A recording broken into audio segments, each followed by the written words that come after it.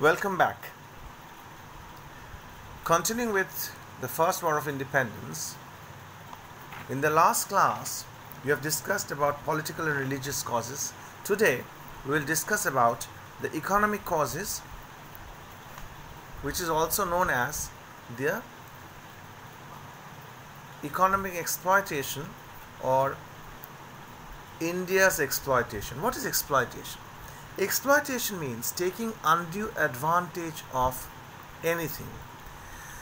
A natural consequence of British rule was the economic exploitation of India. How? Number one, the British rule ruined the trade and handicraft of India, which was very popular. The popularity of Indian textiles, means cotton,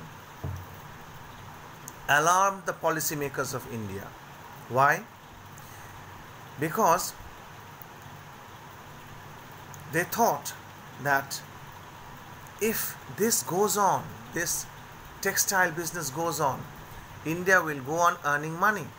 But what will the Britishers earn? So, in quest of crippling it, what did they do? They made an act in 1720 which prohibited or stopped the use of Indian silk in England. So what happened? The Indian British rulers deliberately crippled the Indian art and craft. Heavy duties on silk and cotton was imposed, and it destroyed the Indian handicrafts. Second point is impoverishment of the cultivators. Impoverishment means poverty of Indian cultivators. What does it mean? The zamindars or landlord had so far been only revenue collectors. They only collected the revenue. They could keep a certain percentage what they received, and they gave the rest to the Britishers. But an act known as the Permanent Settlement Act of 1793 made zamindars the absolute owners of the estate. So, after becoming the absolute owners of the estate, they could throw out the cultivators if they are not able to pay their dues. So the permanent settlement remained restricted to Bihar, Bengal and Orissa. The Mahalwari system was prevalent, means rampant, in central India, Gangetic Valley and Punjab. So, if the farmers were unable to pay the land revenue, the farmers were driven, either they were driven out or they were forced to borrow from the money lenders. So obviously impoverishment of the cultivators or the farmers, they became poorer and poorer. This is the second point of economic causes. Third point is India was reduced to an agricultural colony of the British. What does it mean? The manufacturers in England required raw materials which were supplied by the Indian economy. So India provided all the raw materials which was needed by England, and the raw materials were cotton, oil seeds.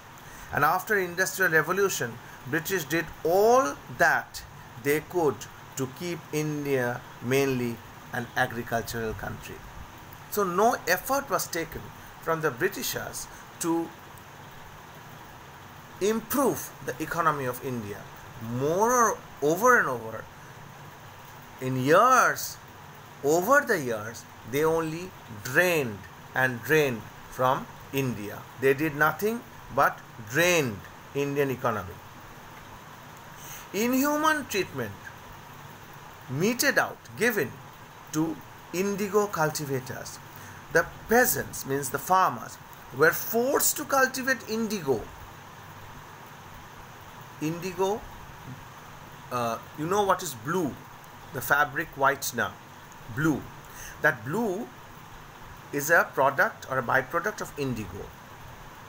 So what happened was, the peasants were forced to cultivate indigo and nothing else in the fields chosen by the Indian planters. Their crops were destroyed by the planters, their houses were burnt, and their cattle were carried away if they refused to grow indigo. So this is the third point. Fourth was annexation of rent-free lands and estates. What happened in this? In 1852, an Inhuman commission was appointed to inquire into the title deeds of the owners of the large estates. A commission was formed to see that the large estate owners, whether they had the proper legal papers or not. So it was, which is known as title deeds. In those days, it was not prevalent that you should have a title deed or you should have a legal paper. It came from father to son, and it went on from generation. They did not have any legal papers. Nowadays, what we have, if my father has a house, if he transfers the house to his son, after the father's death, legally you have to go to the court, and through a court paper and through a legal process, you have to transfer the name from the father to the son. So previously it was not there. So it was not possible to show title deeds.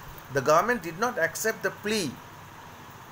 People came, estate owners came and said, we don't have any title deeds. We don't have any legal papers. If they were unable to show the legal papers, the Britishers took their estates. So more than 20,000 estates were captured by them. Loss of livelihood. Millions of artisans, craftsmen lost their job. There was no alternative source of income. Pandit Maulavis imparting Oriental education became jobless. Why? Because English education came. During the War of 1857, the sepoys of Awadh wrought havoc and added greatly to the difficulties of the British, because everywhere annexation of any Indian states meant loss of livelihood. Wherever the Britishers went, they captured and people lost their job. The artists lost their job. The craftsmen lost their job because the Britishers did not encourage any sort of cottage industries. So these people lost their jobs. And moreover, the last point of economic exploitation was big famines. Life was hard even in the years of normal crop. Okay, but famines came. Big famine of 1837 and 1838 made people desert, means leave their villages, and wander means move around in search of food. Famines were no doubt the result of drought and other calamities, and the government could lessen the people's misery, but it seemed that it had no will to act. Which means, if the government wished, they could have lessened or reduced the misery of the people. But the government did not take any effort to do such a thing. So it added on to the economic crisis or the economic exploitation of India. So there are, according to your book, 7 causes of India's exploitation. First, ruin of trade and handicraft. Second, impoverishment of the cultivators. 3, India was reduced to an agricultural colony. 4, inhuman treatment meted out to the indigo cultivators. 5, annexation of rent-free lands and estate. 6, loss of livelihood. And 7, big famine. These all are important. These all points are important and economic exploitation can come as a short question or can come as a part of the big question, because it is a very popular topic of the ICSE board. Now, military causes. All above factors means the factors which we have just mentioned, created an atmosphere for the First War of Independence. Now, adding to it were the military causes. What were the military causes? Number one was low salary and poor prospects of promotions. See, Indians who were under the British Army, or the Indian soldiers they worked under the Britishers. They were Indian Army, Indian people working under the Britishers. They had no chance of promotion, not a single chance of promotion. And they were very unhappy also. Obviously, all high ranks in the British were reserved for the Britishers. And Indians could not rise themselves above the rank of Rizaldar or Subedar. So that was their ultimate rank. No officer rank they were allowed. So obviously discontentment, faulty distribution of troop. Now this is a very, very important point. Why? The troops, the British troops and the Indian troops, the British troops rather, were kept in such a point which was not important at all. For example, the troops were not properly distributed. Key places were Delhi, Allahabad. They had no British armies. And moreover, England was engaged in several hostilities, means war, outside India. Persian War was there, Chinese War was there. The Indian soldiers knew that the British were in a very British army was in a difficult position. So the Indian army or the Indian soldiers took the advantage of it. If at the key positions like Delhi, Allahabad, British soldiers are not there, if those posts were given to Indian soldiers working under the British army, and the British soldiers were busy fighting the wars outside India, obviously the Indian soldiers working under the Britishers will take the advantage of the situation, which they exactly did. Now, third point is disproportion between Indian and British soldier. That means the ratio between Indian and the British soldiers were disproportionate. When Dalhousie left India, the company's troop, that means the British troops, were only 2,33,000 Indians and 45,322 Britishers. So you have more than 2 lakhs Indian soldiers and only 45,000 soldiers Britishers. Obviously, the Indian soldiers were larger in number. So if they revolted, obviously 45,000 soldiers were nothing. So Dalhousie had written to the Home authorities that more British soldiers should be drafted, means sent to the army to balance it. So there was an imbalance. So more Indian soldiers were there, less British soldiers were there. So it was an advantage for the Indian soldiers to revolt against them. Social distance between British officers and Indian soldiers. Obviously, there's a social distance. The British officers they thought themselves to be very superior, and obviously they treated the Indian soldiers as servants. And the British soldiers, on the other hand,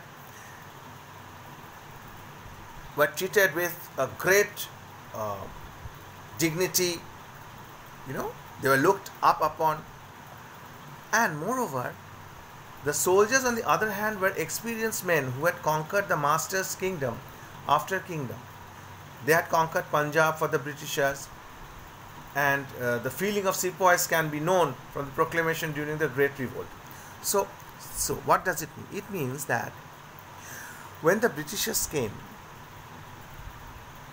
the Indian soldiers working under the Britishers helped the Britishers to conquer one state after another state, one kingdom after another kingdom.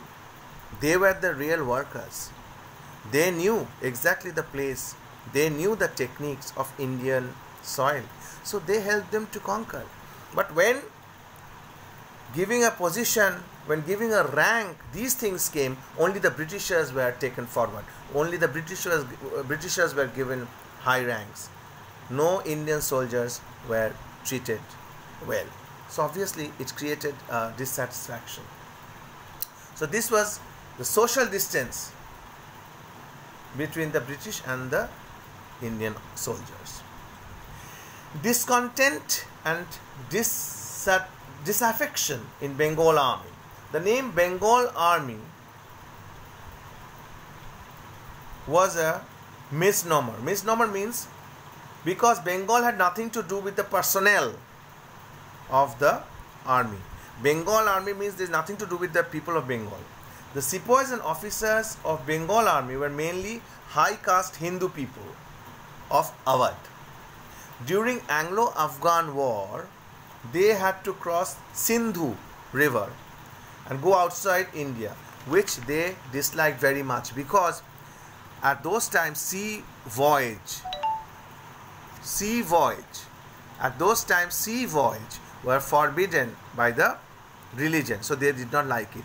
It added to their dissatisfaction. Two more important things you should remember. General Service Enlistment Act came into being in 1856, which said that all recruits of the Bengal Army should be ready for service anywhere, even if it meant they have to cross the sea, which was extremely unthinkable during those periods, because Hindus were not supposed to cross the sea. So it went against their emotion and religion. And the immediate cause, most importantly, is that the immediate cause of the War of Independence was introduction of Enfield Rifle. Often this question comes.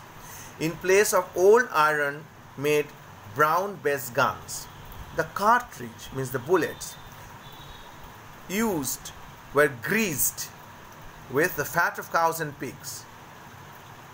So it was a rumor. No one knows the truth. The cow is a sacred for Hindus, and Muslims consider pigs as unclean. So they had to bite the cartridge and put it inside the rifle. So this information about grease cartridge spread like wildfire. The whole Bengal Army panicked and they went against the Britishers. This is a very important cause. Very important cause. And it is often asked in the examination. And there is one more cause also, that after losing the Afghan War, the Britishers lost the Afghan War. After this enormous waste of money and loss of human life, the Britishers were defeated. So this defeat of the British Army gave self-confidence to the Indian soldiers to rise and stand against the Britishers. So these were the points under the economic causes and the military causes. So I hope you have understood it. If you have not understood, you can always go back and pause the video and hear what I have said and go through the textbook along with this class, and I believe you will understand the whole portion which I have explained. In the next class, we will discuss about the causes of failure and results and consequences of the war, and we will obviously, the most importantly, we will discuss the questions and answers which will be asked and which has been asked in your ICSE examinations from the examination point of view. So this class ends over here, and we will continue with the next class. Thank you very much.